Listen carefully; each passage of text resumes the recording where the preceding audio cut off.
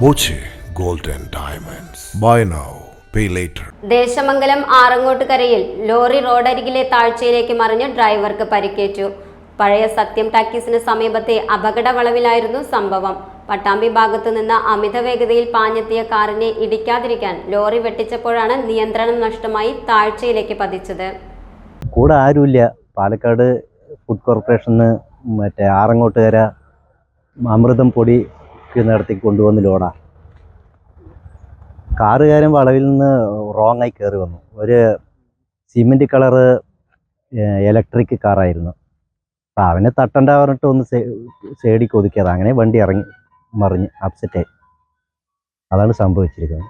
Palakkad food കോർപ്പറേഷനിൽ നിന്നും ആറങ്ങോട്ടുകരയിലെ അമൃതം പൊടി ഉൽപാദന കേന്ദ്രത്തിലേക്ക് ഗോതമ്പ് എത്തിക്കാൻ വന്ന ലോറിയാണ് അപകടത്തിൽപ്പെട്ടത്. ലോറി ഡ്രൈവർ പറളി സ്വദേശി ഷാജിക്ക് പരിക്കേറ്റു.